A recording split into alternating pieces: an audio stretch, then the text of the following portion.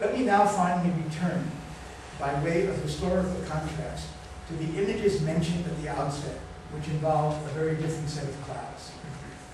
Due to the massive media coverage that commemorated, often at the expense of serious analysis, the attacks of September 11, 2001, I can assume that the general image of those clouds are sufficiently present to everyone here, and that's therefore not necessary to project a video of them yet another time. Instead, I want to show you these clouds from another angle, a less familiar vantage point and a less familiar photograph. The photograph was taken by Thomas Hoepker, a senior figure in the renowned Magnum Photographers Cooperative. Hoepker chose not to publish it in 2001, and he also excluded it from a book of Magnum pictures taken that day and published shortly thereafter. Once you've seen it, you will probably understand immediately why. Okay?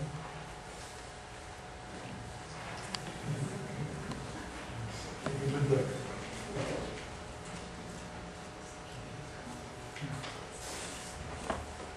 It is clear that at the time, you can all see it?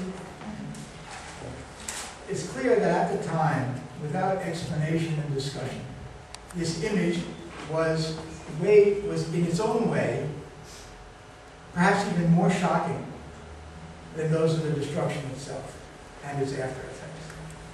Without getting into that discussion, which, however, is well documented on the internet, and if you Google the name of Thomas Hoepker, H-O-E-P-K-E-R, you'll find a great deal of information and discussions of this photo on the net. So without getting into the details of that discussion, the photo, however one interprets or judges its content, tells us something about the relation of aestheticism, terror, and terrorism that even, and perhaps especially today, remains relevant and pertinent. As I've emphasized, an image is often considered to be aesthetic in the traditional sense of that term, insofar as it is seen to be well-formed, gestaltet, that is to say, self-contained, meaningful. This in turn implies that it can and perhaps should be viewed at a certain distance, which is required if it is to be apprehended as a unified whole, as a gestalt. The position of the beholder, the viewer, the spectator, is thereby defined as a protected position at a distance. It is stable and self-contained. This is why even most videos and images of catastrophes broadcast regularly on nightly TV news, reported on in newspapers, can generally be consumed with the morning breakfast or the evening dinner without great disturbance. As long as the destruction or maiming of, let's say, individual human or animal bodies are not shown in too great detail, as long as they're shown from a distance. The clouds of smoke rising above burning buildings and people must be kept at that distance, and if possible, be integrated into a portrayal involving distinct shapes and gestalt. Everything can thus be taken in, apprehended, as parts of a whole that in turn is assumed to be transparently intelligible, immediately understandable, in the sense that it poses no further questions, requires no inquiry beyond the frame of what is shown. The integrity and meaningfulness of the whole is guaranteed often by the voice off of the reporter or by the captions of the newspaper picture. Such voice-off or captions tell readers and viewers what to think about what they see, and at the same time to consider what they think to be the direct and exclusive emanation or expression or property of the image. The destruction of objects and persons is thus made consumable because meaningful. Death and destruction affects others from whom one is safely separated and protected. One can get up and walk away from the aesthetic image, which is thus isolated. This, at least, is its most traditional quality, and it is what makes it eminently suitable to serve as screen memory or to be forgotten and replaced by the next isolated image or set of images. Now, about the people in the picture's foreground, New York Times columnist Frank Rich wrote at the time, the quote, "Young people in Mr. Hooker's photo aren't necessarily callous, they're just American." This was hotly contested at the time, including by one of the people who was in that photo. Whether this statement accurately describes the people in the photo or not, it no doubt is accurate concerning the impression that the photo transmitted to most viewers. This is one of detached and indeed carefree observers relaxing in the sun, while far in the distance, black clouds of smoke rise in the sky. The photo, like all photos, is what in German is called a Momentaufnahme, or in French, an instantané, a snapshot, a moment or instant isolated from everything happening before, after, and outside of its frame. Frank Rich, who is really one of the most interesting journalistic writers I think you can read, made, I believe, a very severe mistake, however, in referring to what he called the young people in the photograph. Since this could easily be taken, and was taken, probably was meant, to apply to the young people themselves, rather than the figures in the photograph. Understood as a statement about the photograph, rather than the young people in it. However, the statement strikes at precisely, I believe, what made the attacks of September 11th so traumatic for United States Americans.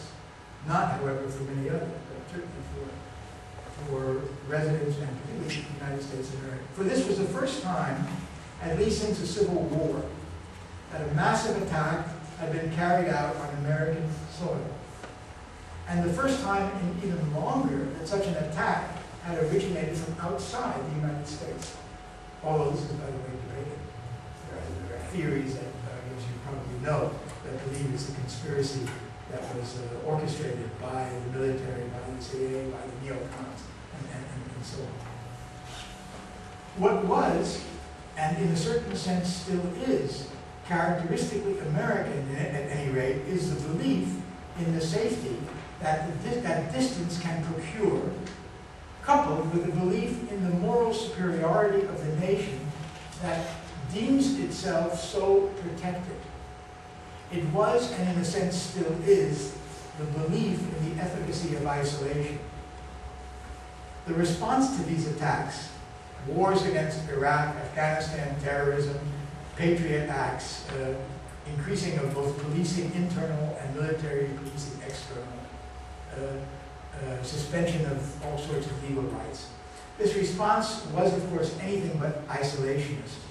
And as you may or may not know, the Libertarian candidate for the Republican nomination is actually the only one of any of the candidates who is against the military intervention in external wars out of and so on. So this tradition is still very strong. But the justification of this response was and still is based on the belief that a real enemy, an external enemy, can be isolated, named, depicted, located, and destroyed, mainly by military and police means. The frightful discovery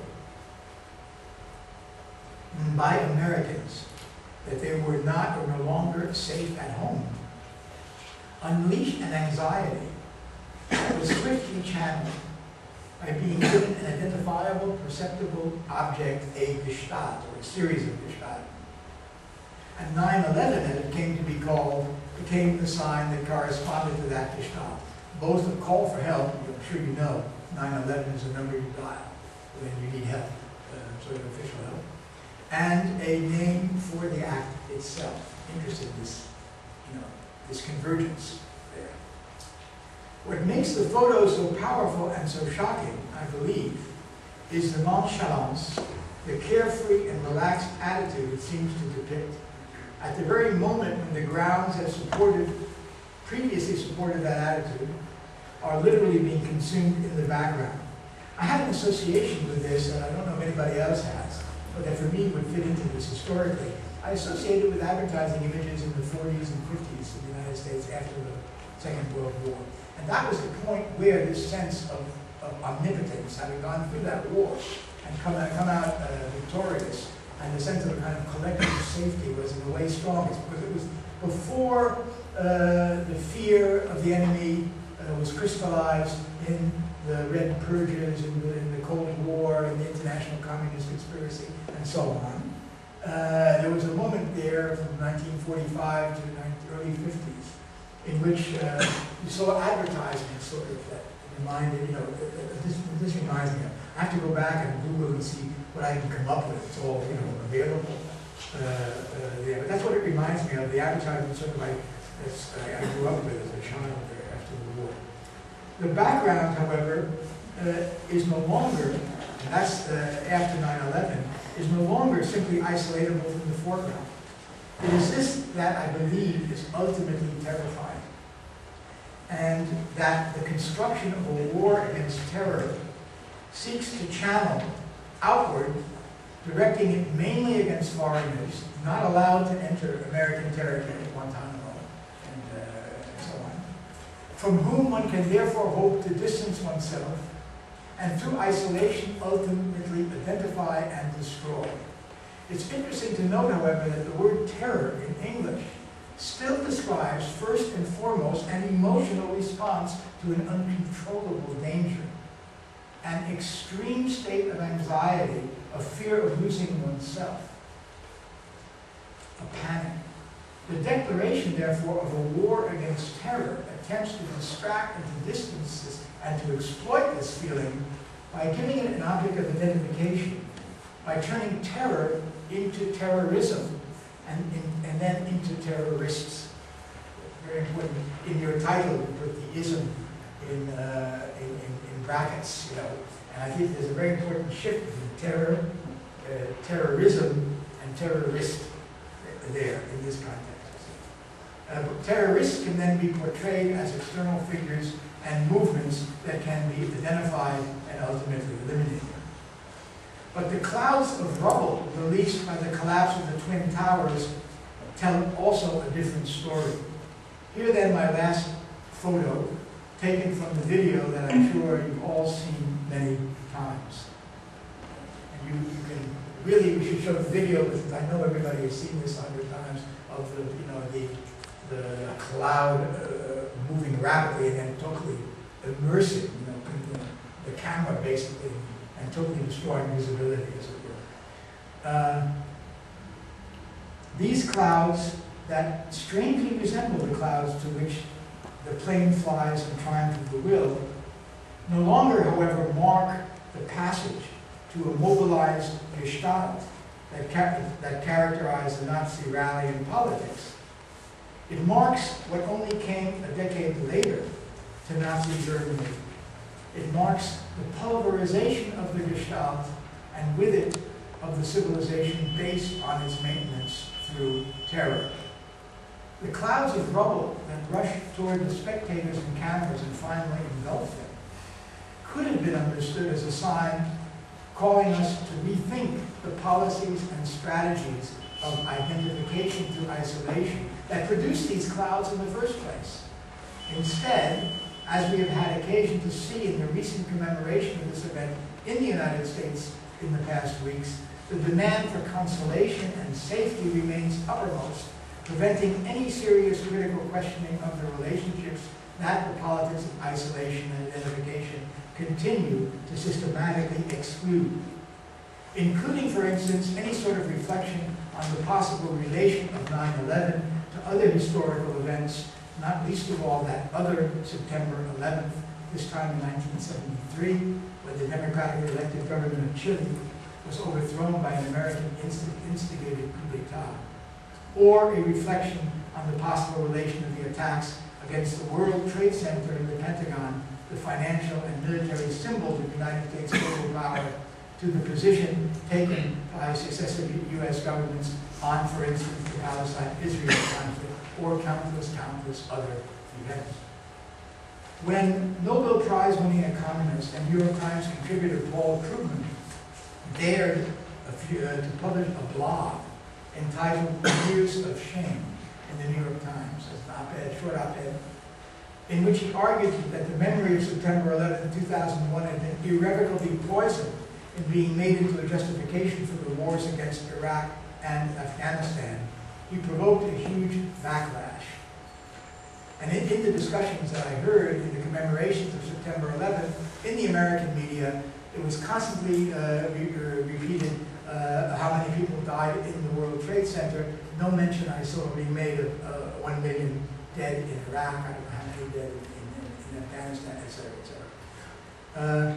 One of the more civil replies, many of the replies were absolutely terrifying in their aggressivity, obscenity, threats, and so on to Krugman, was by one Michael Netz, who wrote, "Mr. Krugman, I feel no shame about my personal recollections and commemorations of 9/11.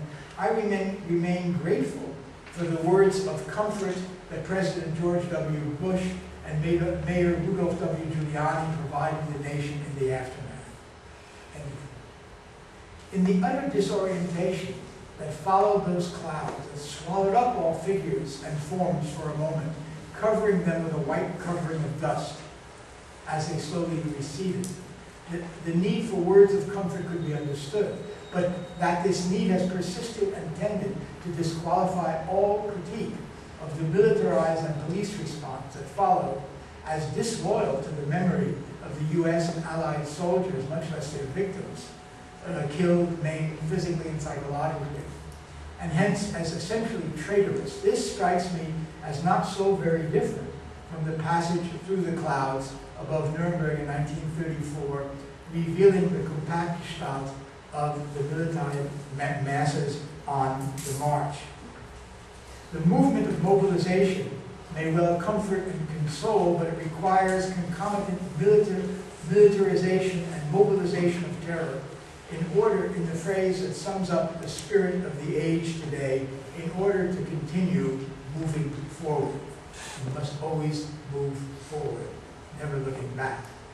But this march forward is not just pursued by the clouds it seeks with limited success to mobilize. It is also inevitably overtaken by them. And when those clouds finally come down to earth, no war and no military can escape them. Thank you for your patience.